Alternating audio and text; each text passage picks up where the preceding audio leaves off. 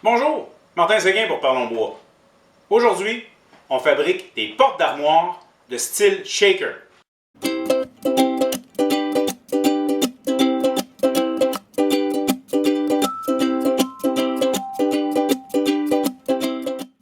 En fait, c'est des portes d'armoire, mais c'est surtout des portes de vanité de salle de bain. Ça se fait de la même manière. Il n'y a aucune différence entre les deux. Je l'ai fait en frêne brun, donc je vais devoir dégauchir et planer mon bois. Et je vous expliquais, le style, c'était shaker. Donc, c'est un style, comme vous pouvez le voir dans le coin en bas. C'est très carré, avec un fond, un cœur, pardon, mince et plat. J'ai tout préparé mes planches pour mes portes. J'ai fait de mon mieux pour tout figurer ce que j'avais besoin, avec quelques planches d'extra. Au cas où, on ne sait jamais, des fois le bois n'est pas aussi beau que prévu. Je l'ai taillé un pouce plus long, 2-3 cm plus long que nécessaire, et je me suis fait deux piles bien distinctes. Parce que ici, c'est le bois pour mes cadrages, et ici, c'est le bois qui va faire mon cœur. Je fais une petite différence dans mon dégauchissage. Ici, je dégauchis un champ, une face, pour ensuite le planer. Et pour mon cœur, je vais dégauchir tout de suite les deux champs. Les deux faces, ainsi que les champs. Parce que mon but, après, c'est de les reprendre puis de les refaire en deux. Parce que c'est trop épais pour faire mon cœur. Et un coup fendu en deux, je vais le replaner pour lui laisser un quart de pouce, 5-6 mm. C'est ce qui va faire mes cœurs. Prochaine étape, c'est ça, je viens de le dire, on dégauchit.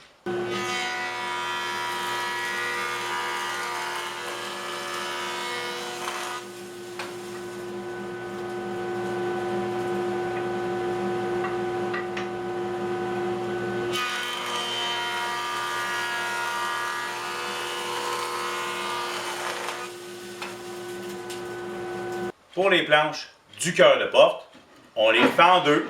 Elles sont belles des deux côtés. Ça va être parfait pour aller planer ça par la suite. La scie bien alignée pour couper au centre. Et un petit bloc pouce pour le final. Il faut enlever nos doigts de là.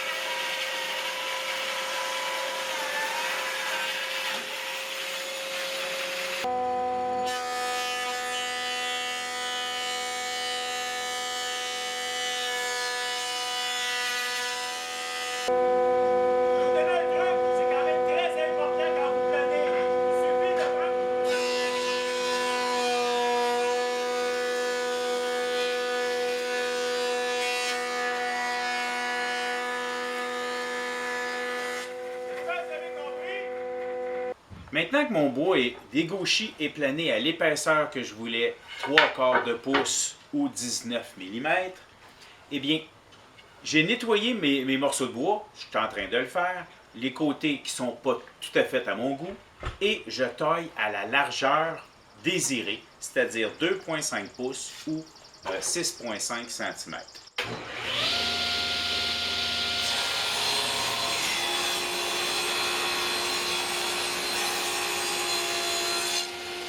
Maintenant que tous mes montants et mes traverses pour mes portes sont taillés à la largeur que je désire, je vais maintenant les couper à la longueur que j'ai besoin. Mais avant, on ne sait jamais comment la coupe a été faite précédemment. On fait d'abord une mise à l'équerre et un coup que la coupe est faite, on fait un petit trait sur le côté pour montrer que c'est bien à l'équerre.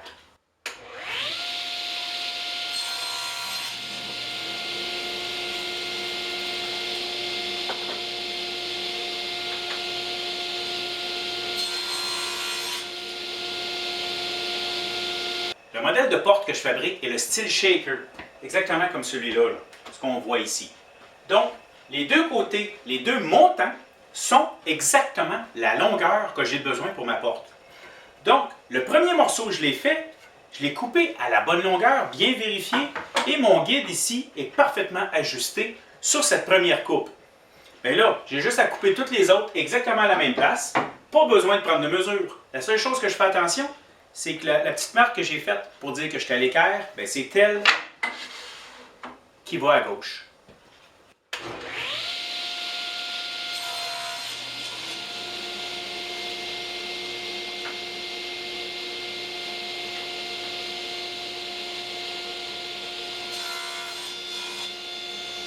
Maintenant, les traverses. C'est eux autres qui sont compliqués. Bon, compliqué, c'est un grand mot, là. Bref, c'est parce qu'il faut tenir compte qu'avec le style shaker, bien, on a un morceau qui rentre dans l'autre. Il y a une rainure, une languette de 7/8 de pouce. Ça, c'est exactement, c'est mes fers à toupie qui font ça. Ça se trouve à représenter à peu près 1 cm de profond. C'est même pas 3/8 en fait, pour être précis, là, excusez l'impérial, c'est 7/16. Donc, 7/16 d'un bord, 7/16 de l'autre, ça fait 14/16 ou 7/8. Désolé les Européens si je viens de vous perdre. Mais bref, il faut en tenir compte. Ce qui fait que ma traverse doit être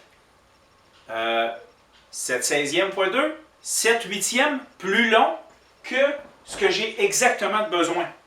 Donc, on déduit, on a notre grandeur de notre porte, on enlève l'épaisseur de nos deux montants. Dans mon cas, c'est 5 pouces exactement. Parce que c'est volontaire, hein? J'ai fait 2,5 pour me simplifier la chose. Quoique c'est assez standard. Bref, il faut que je coupe exactement à la largeur que j'ai besoin pour chacune de mes 5 portes que je fais. Donc, ma mesure elle a été prise, ça fonctionne exactement de la même manière. J'ai utilisé le côté avec mon indicateur comme quoi que j'étais d'équerre et je coupe les 4 morceaux que j'ai besoin pour mes 2 portes. Un en haut, un en bas.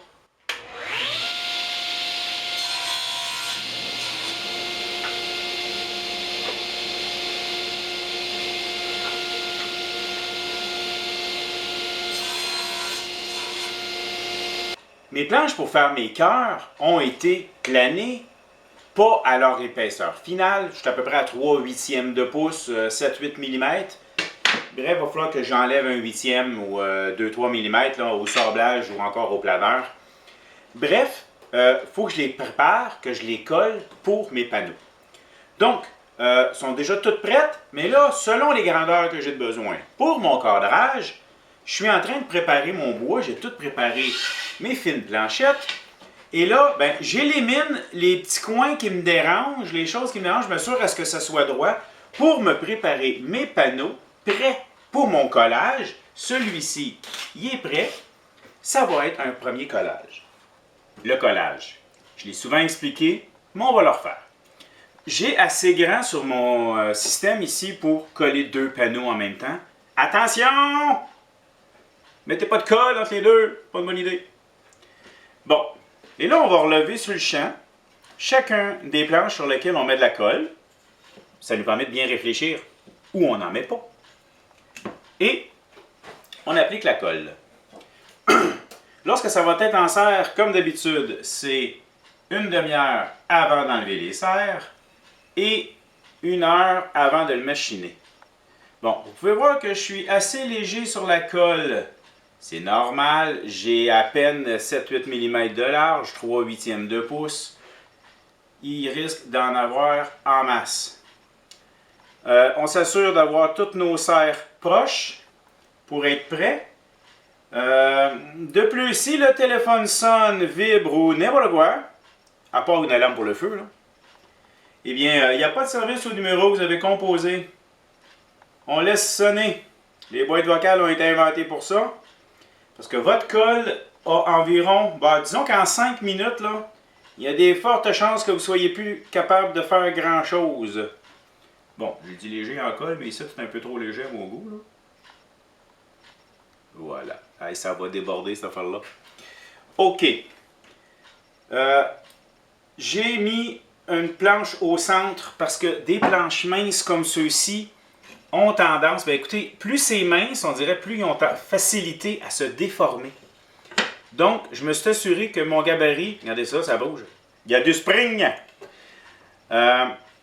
Donc, je mets aussi une planche au centre pour m'assurer que ça reste le plus proche possible parce que un coup replané, ressablé, ces petits bidules, ces petites planches-là, j'en enlèverai pas gros. Donc, je ne peux pas me permettre à ce qu'il y ait une grosse bosse puis que ça me joue des tours. Donc, on installe ça. On met les serres.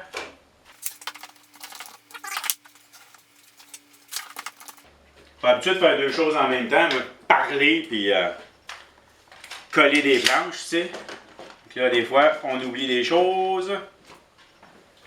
Pareil qu'on est capable de marcher puis de mâcher de la gomme en même temps, mais je considère pas que c'est du multitâche, ça, là.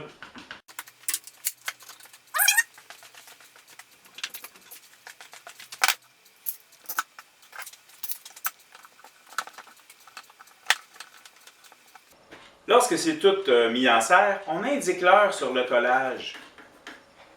Souvent, quand on en fait beaucoup, bon, là, je vais le laisser dans mon panneau, mais parce que c'est du bois mince, j'ai peur d'enlever mon gabarit puis que ça bouge un peu. Bref, je vais le laisser dedans. Mais des fois, on peut l'enlever de là, juste avec les serres, le mettre de côté puis en préparer d'autres. Bref, quand on en fait beaucoup, c'est une très bonne idée d'indiquer l'heure. Bon, quand la mémoire est une faculté affaiblie et que les babines ne suivent pas ce que la tête pense, ben c'est ça que ça donne. Parfait. En le mettant de même, ça évite que ma colle tombe. Elle va juste dégouliner un peu. Je dois maintenant faire une rainure à l'intérieur du cadrage.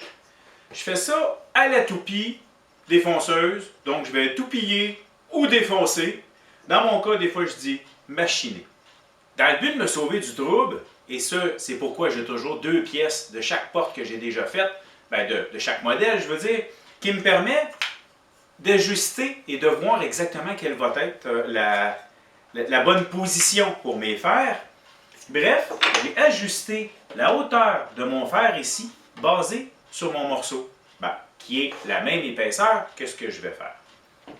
Prochaine étape est de venir ajuster le guide exactement sur le roulement, le bearing, et m'assurer qu'il est égal que le roulement est égal au guide. Ensuite, j'utilise une pièce sacrifice pour vérifier que tout est correct. J'ajuste mes peignes pour avoir une pression.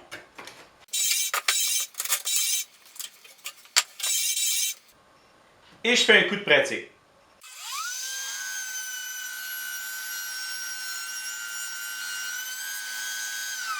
Machiner notre planche exactement au centre nécessite du micro-ajustement. Puis, ben, pour moi, un demi-millimètre, c'est pas bien grave. Ce qui fait que je sais que je ne suis pas parfaitement au centre. Mais ce que j'ai fait pour faciliter mes assemblages de mes montants et de mes traverses avec le cœur, ben, il faut quand même que ça arrive tout égal. C'est plus facile à rentrer. Bref, chacun de mes morceaux, j'ai identifié le plus beau des côtés, celui que je voulais avoir sur le devant de la porte, et quel côté ici, quel intérieur que je voulais machiner. Souvent, c'est parce que j'ai peut-être un petit peu plus de sablage à faire de ce côté-là, ou qu'il y a des morceaux que je veux, des petits nœuds que je veux voir disparaître. Bref, j'ai identifié mes dessus et le côté que je veux machiner, et je vais pouvoir toutes les faire à la chaîne en étant bien installé confortablement dans mes écouteurs.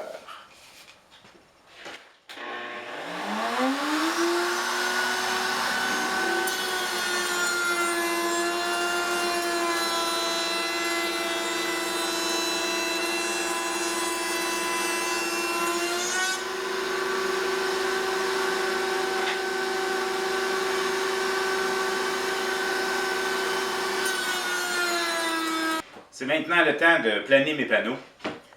Première étape, on enlève les gouttes de colle. Et ensuite, je vais les planer avec ma sableuse à tambour parce que 3 de mes 6 panneaux sont trop larges pour mon planeur. Normalement, je serais passé dans le planeur. Bref, on va faire ça avec la sableuse à panneaux. D'abord au 80 et je vais monter graduellement jusqu'au 120-150 maximum pour le finir à la main.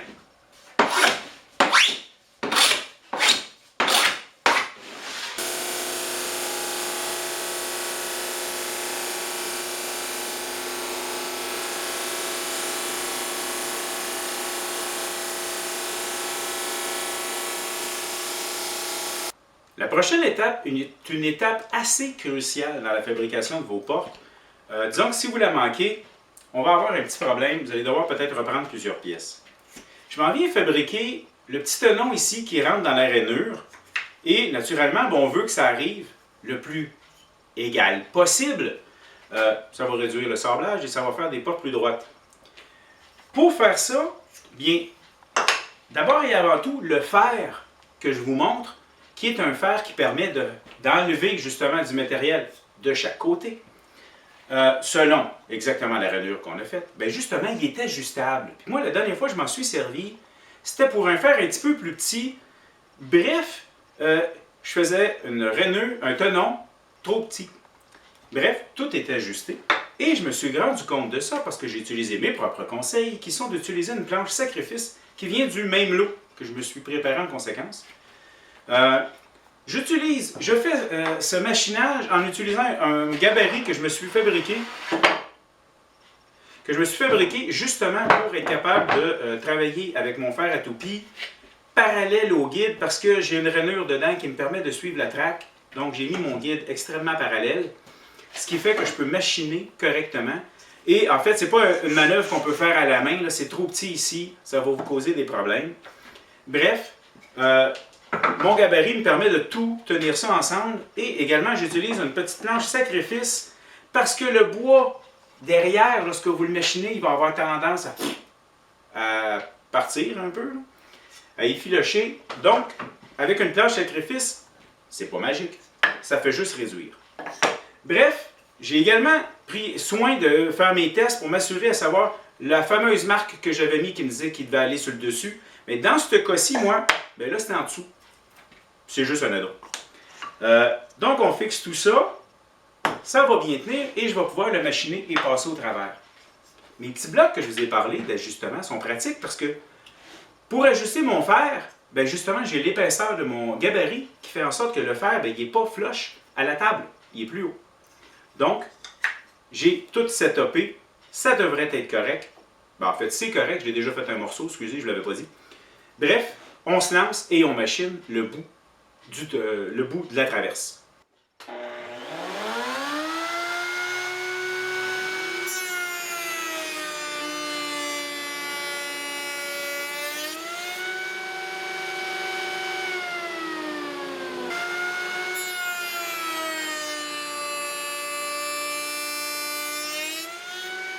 Pour la prochaine étape, on va faire ce qu'on appelle jouer de l'exacto.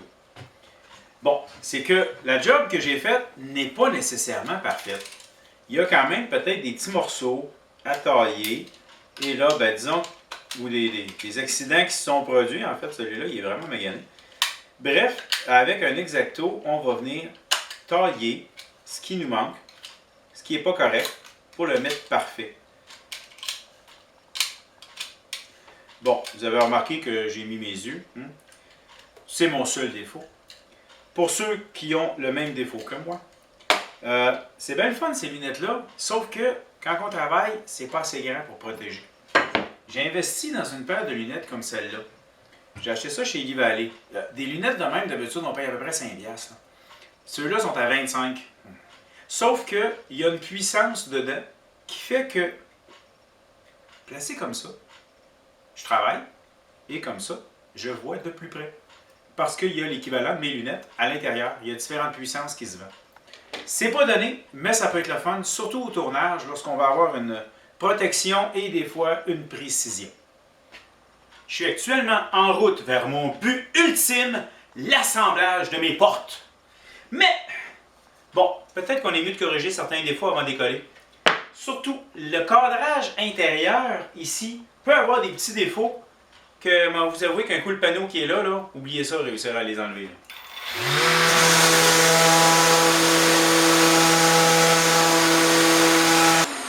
L'avantage des fers en paquet 3-4 comme ça, c'est que notre sableuse, elle ne se promène pas en rond, elle reste droite. Donc, on fait une plus belle job. J'ai taillé mon cœur de porte en fonction de la grandeur que j'avais besoin, mais surtout, je l'ai taillé plus petit. Et oui, on ne veut pas qu'il remplisse au complet la craque. Parce que des panneaux comme ça, de bois collé, ça expand en été et ça rapetisse en hiver. On lui laisse de la place pour qu'il bouge. Et surtout, on ne le collera pas. Sauf que là, avant de faire le montage, on sauve ça au final.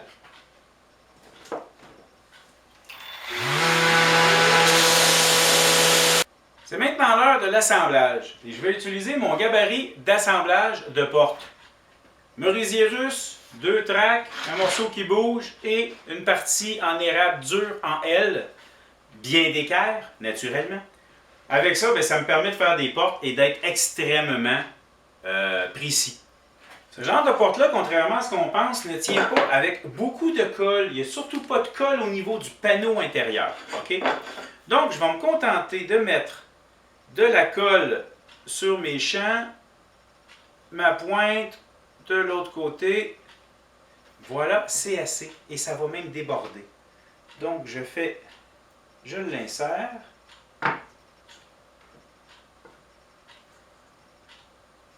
Voilà. Mon morceau contient les petites goupilles de caoutchouc que vous voyez. Ça va permettre à mon panneau de bouger à l'intérieur de la rainure tout le tour. Panneau. Naturellement, aussi, on a aligné nos côtés pour savoir qu'est-ce qui était en avant et qu'est-ce qui était en arrière, hein, naturellement. Parfait. Ça, je pense que c'est le côté le plus beau. Je l'insère et je mets de la colle de l'autre côté.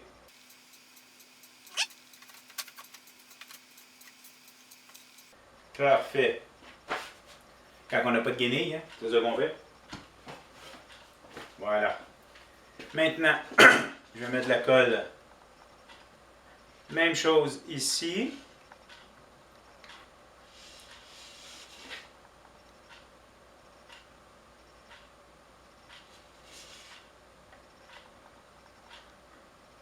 Notez que mon gabarit est verni, parce qu'il y a toujours de la colle qui déborde et la porte, elle colle un peu sur le gabarit.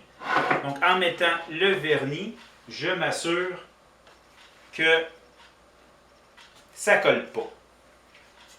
Voilà. Comme ça.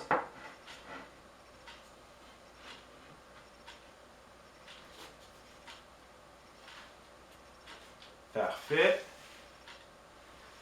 Et là, ce que je fais, c'est que j'utilise mon morceau qui se bouge et je viens écraser ça. Maintenant, je suis sûr que c'est droit, que c'est d'équerre.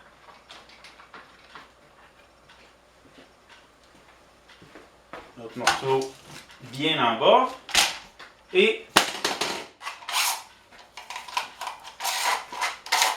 mes serres.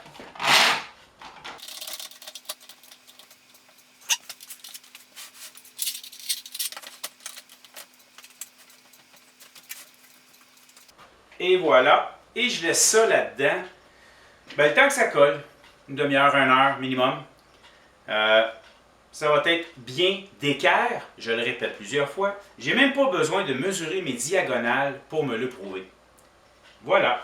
Je peux essuyer un peu le surplus de colle parce que de toute façon, je vais devoir ressabler. Hein. Quoi qu'il y arrive assez juste, mais je vais quand même avoir à sabler. Voilà. Et tout ce qui me reste à faire, c'est d'attendre.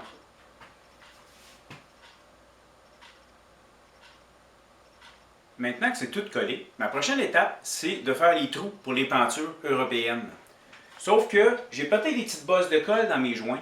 Puis ça, je veux être sûr être droit lorsque je vais percer mes trous. Ce qui fait que je vais donner un petit coup de sablage uniquement aux joints de colle. On va y revenir tantôt, là. Inquiétez-vous pas de panique, m'a tout repasser.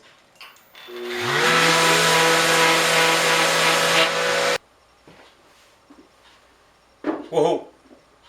Pour votre prochaine étape, vous devez grimper à votre perceuse à colonne. Ben oui, une perceuse à colonne, ça doit être monté trop haut, tu sais. Bon voilà, j'avais pas le choix, tout le monde est au courant de l'histoire, c'est le seul emplacement que j'avais et j'ai pas de place de plancher, donc une perceuse sur table pour moi. Mais la table est haute parce que je mets les outils en dessous, bref, histoire simple qui devient compliquée. Je suis installé dessus J'ai une mèche 35 mm, c'est de la peinture française, française, européenne, peu importe.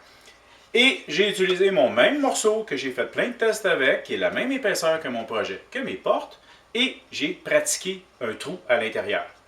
Le trou doit être entre 3 et 6 mm du bord, idéalement 5, et entre 11 et 12,7 mm de profond. J'étais à 11,2 environ. Oui, il faut être précis. Et en passant, ces mesures-là ne sont qu'en millimètres. Je vous l'ai dit, c'est des peintures européennes. Donc, je m'installe et je perce toutes mes portes. J'ai mis un bloc pour m'aligner exactement à la distance que je voulais avoir. Toutes mes portes ont la même distance, 4 pouces. La porte n'est pas européenne, elle. Donc, je suis à 4 pouces. Je fais tous mes trous de ce côté-là et je vais me réajuster de l'autre côté pour faire les autres trous. J'ai pris le temps d'identifier sur chacune de mes portes l'emplacement que je veux le mettre, pas pour m'aligner, mon gabarit est précis. C'est plutôt pour être sûr que j'utilise le bon côté de la porte.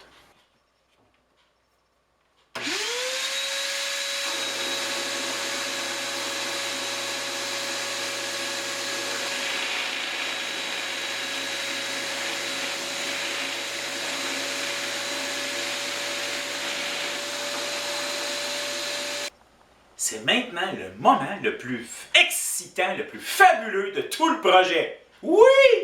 On va sabler! On va poncer! Alright! Bon, c'est pas le sablage qui est le fun, c'est de voir le résultat. Et là, à ce moment-là, on peut constater, des fois, que c'est pratiquement parfait. Bon, des fois, il y a des petits défauts. Donc, ce qui compte de faire lorsqu'on fait notre sablage, on s'installe d'une manière solide et on vient sabler nos côtés pour tout mettre ça parfaitement égal. Ensuite, bon, on fait les 4 côtés. On s'installe, on fait une face, on fait l'autre face. Et voilà, et là, je suis au 80 pour corriger tous mes défauts.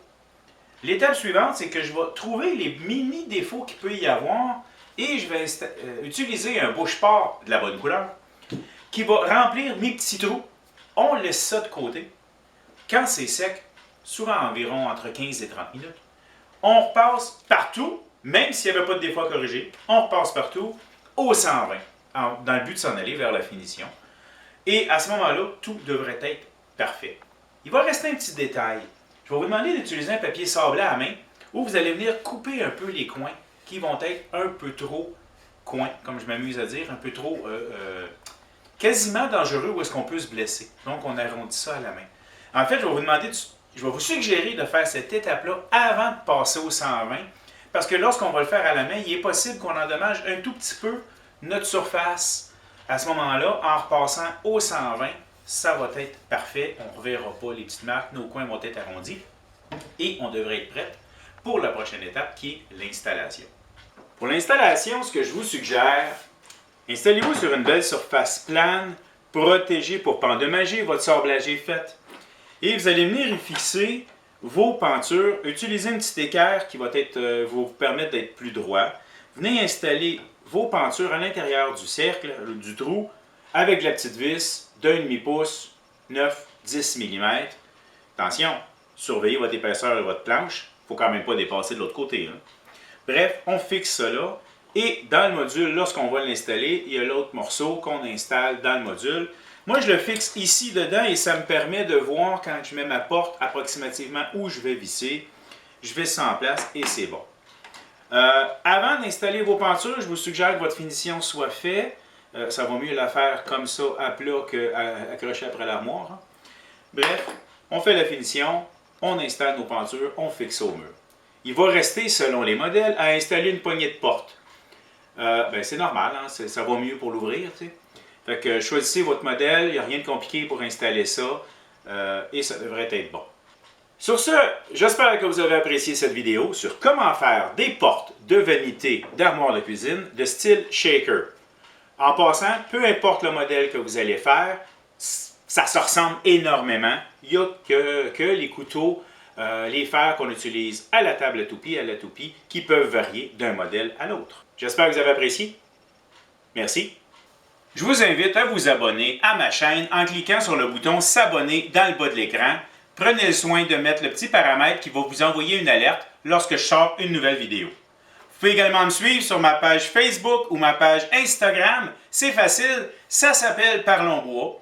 Et si ça vous intéresse d'avoir une petite formation privée, juste à me contacter, on va s'arranger. Merci.